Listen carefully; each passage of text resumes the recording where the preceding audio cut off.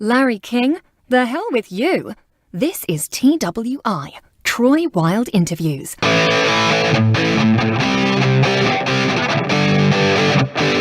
Charlie Rose, what are you, like 83? The hell with you. This is TWI, Troy Wilde Interviews.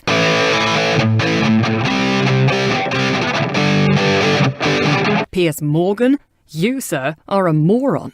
This is TWI, Troy Wilde Interviews.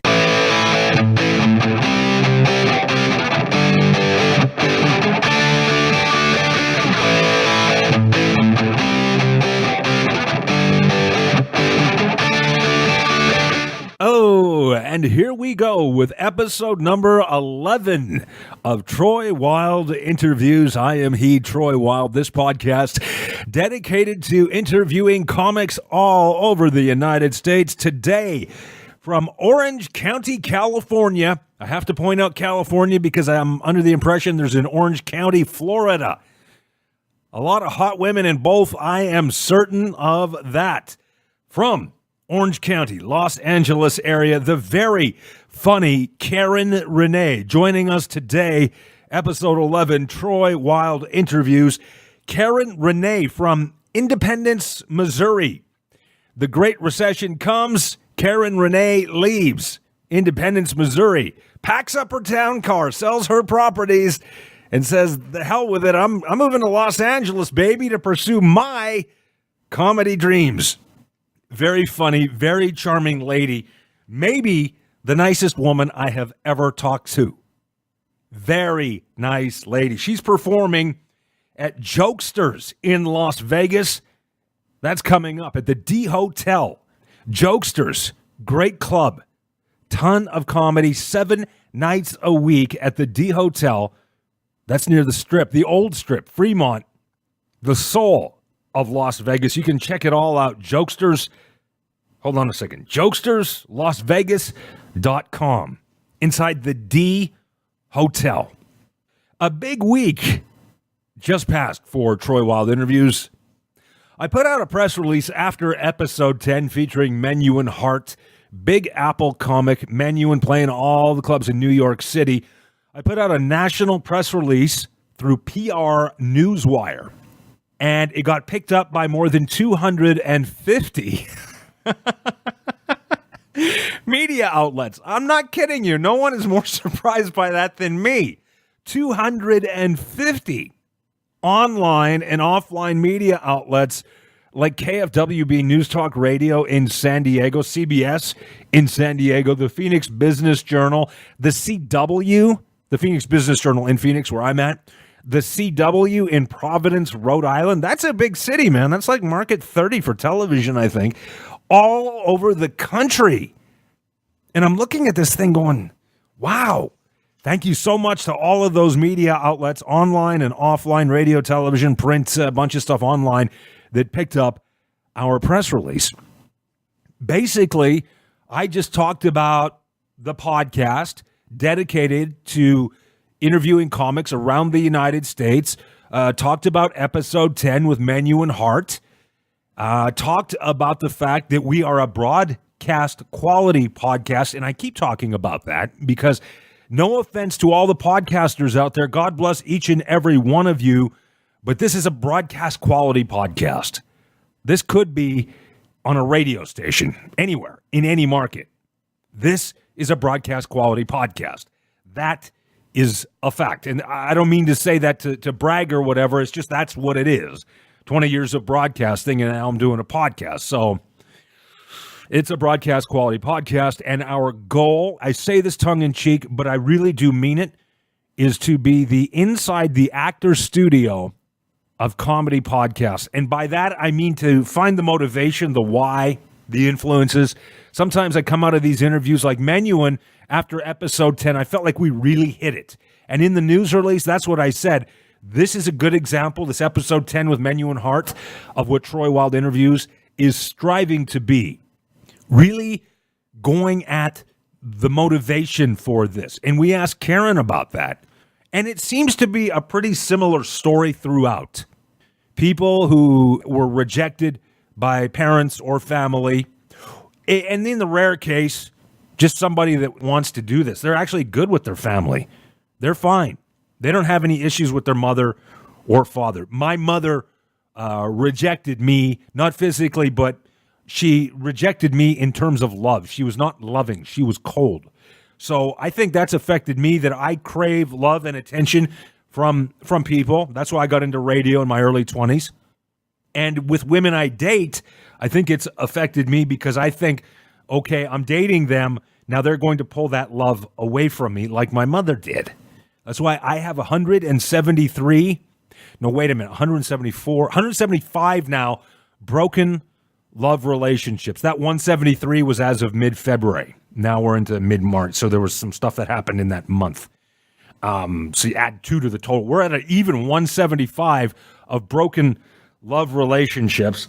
I'm taking a breather before I get on to 176 and 177. I really am, man. I just need a break. Holy mackerel. So that's me still looking for, I don't know if I'm looking for my mother's love or I'm just so afraid that the women I'm dating, because I have no interest in dating my mother, never did. But somehow that the thing with my mother and the female love rejection thing does have a role in the way that I interface with women in a romantic love relationship. And I'm trying to, work through that because I recognize that it is a factor as life goes on. And I'm in my mid-40s now, and I need to start getting a hold on this stuff. So, back to the podcast. All of the broken comics, they're right here. Troy Wilde. Troy Wilde Interviews, and they're super funny and charming. You gotta love it because they're so funny and they're so sad. They are just a bunch of very, very cool clowns.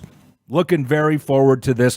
And now, from Southern California, Miss Karen Renee. I think the first question I asked her if it was Orange County or L.A. or Long Beach. Yes, it is. Well, actually Long Beach, but I'm right on the borderline. How is life in Long Beach? Do you love it?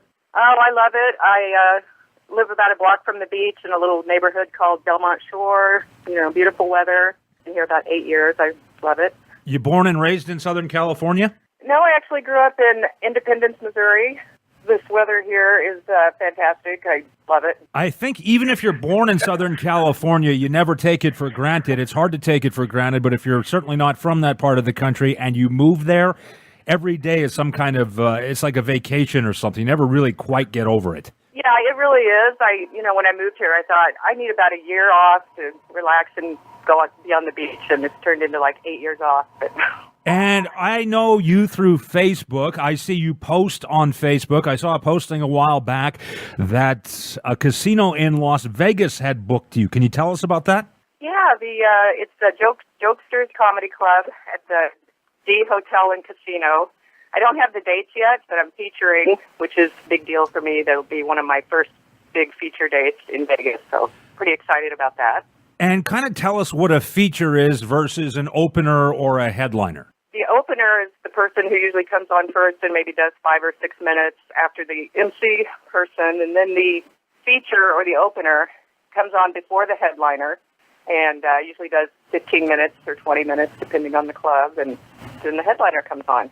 So it's a big step for a new comedian. And how did you get this gig? Well, I actually emailed the club and asked how I would go about auditioning or getting into the club, and I sent them some footage of my performances, and finally after a month, the guy sent me an email back and said, we'd love to have you come and perform, and it was really exciting, and so just waiting to hear back from him. And you started stand-up 4 or 5 years ago? Yeah, I did. I took a workshop in Hollywood with Joe Falzerano. He really good writing workshop. So I took a workshop and learned kind of the nuts and bolts of writing, did a graduation class at the Hollywood Improv, totally loved it. It was so much fun, and the laughter, the audience laughing, and I was one of the best students and did really well the first time, so I was really hooked on it after that. And who are your biggest influences comedically? Jim Gaffigan, Jerry Seinfeld, Richard Pryor, Steve Martin, Gene Wilder, Groucho Marx. I just have a wide variety of people I like. Mike Armstrong, Ted Denson. There's some not so famous ones, but they're really good. I just admire people who can make me laugh. Jim Gaffigan, I saw him on an episode of that Seinfeld, Comedians in Cars Getting Coffee. Did you see that episode? I believe I've seen all of those, yeah. Well, he's sitting with Seinfeld in a restaurant at one point in the interview, and he does this bit. He says, you know that song by Steve Miller, Abracadabra? He said, Steve Miller had so many great hits in the late 70s, and here we go in the early 80s with new wave, and things are kind of changing musically. And he comes up with Abracadabra, can I reach out and grab you? It's a shitty song compared to Big Old Jet Airliner and all these songs. And he says, that song should really end with the sound of a shotgun. That's funny. Yeah. I watched that Seinfeld, Comedians in Cars Getting Coffee, and you really get an insight into these guys, some of their material, because they're not on stage, they're not on a talk show, they're sitting in a cafe or some restaurant in New York. It's very relaxed. It's sort of what we're hoping to do here. Now, you came from Missouri to Los Angeles. What was the nature of that transition? What motivated that? Well, I was a real estate broker there and had a real estate company for about 8 years. It was in my early 30s, and everyone, has always been telling me you're funny, and my dream at the back of my mind was I'd like to do stand-up comedy, but there's really nowhere to do it in Missouri. So when the market crashed and I wasn't making any money anymore, I thought, I'm just going to go to California and take off and go. So I sold my properties and I packed up my Lincoln Town car and I drove to California. Well, that doesn't sound like the typical road to California suffering stories. Well, I sold my properties and I packed up my Lincoln. Well, no. I drove to Los Angeles with a stop in Scottsdale for a little golf. No, there's actually a bad side to it. My sister invited me to her wedding in Texas first. So I drove to Texas, and she borrowed most of my money I had for going to California and never paid me back. But so I landed in California with only a few $100s and my first month's rent paid. So. Well, you had a much harder landing than you would have had you not given your sister all your money. Yes. We joke about that now, but at the time it was like, are you going to be able to give me that money back? I'm out here in California with pretty much no friends or nothing here. Can you say without the Great Recession, you may not have chased your dreams? Because when that recession hit, there was a sense like, you know what? This place may disintegrate. We may all die. This is like 1929. I might as well go to L.A. because I have nothing to lose. I really do think I would have. I was kind of waiting for my son to get grown and have the freedom to be able to do that. And I think I would have made it here eventually. And your material, what is the source of your material, or what do you draw upon for your material? My material mostly it's all about me growing up in Missouri, in kind of a broken household, growing up in Independence, Missouri, which was the meth capital of the world at the time, and I didn't really know it. The awkwardness of high school, and then transitioning from Missouri to California and trying to fit into the culture here. So it's all very much me talking about me. And can you share with us maybe a bit or a sample of what you do, something that has never failed for you on stage?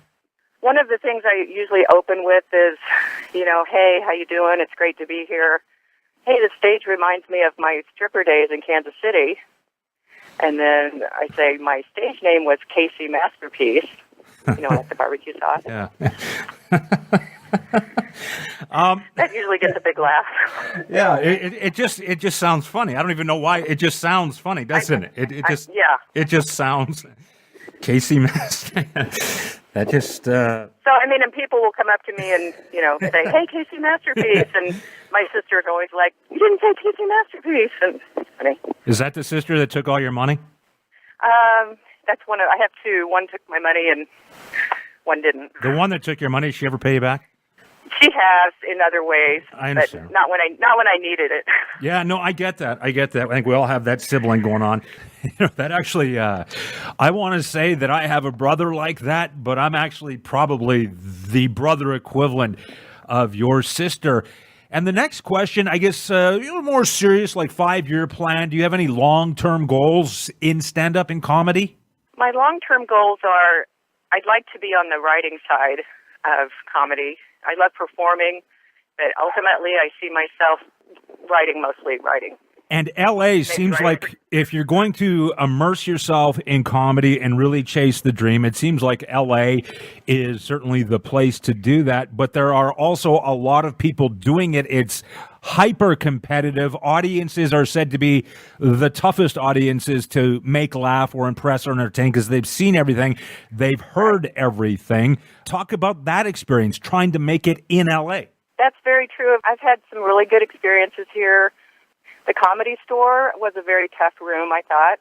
I probably didn't feel the most comfortable there, but it was a good show, but it was like very, very tough room. But no, LA is tough. It's all about how you look, too, and so you feel like, everyone's judging everything about you when you're on stage. And you mentioned the Comedy Store. Is that an odd club? I've heard other comics say it. I've experienced it. I've performed there. That it's just an odd energy in that place versus some of the other clubs. I think so. I think it had a very kind of odd feeling. I didn't feel really comfortable there. Definitely not one of the. One of my favorite clubs is the Irvine Improv. There's always like a great audience there and a great energy. Now, as you look forward to feature at this club in Vegas, tell us the name of that club again. It's Jokesters, and it's at the D Hotel and Casino near Fremont Street.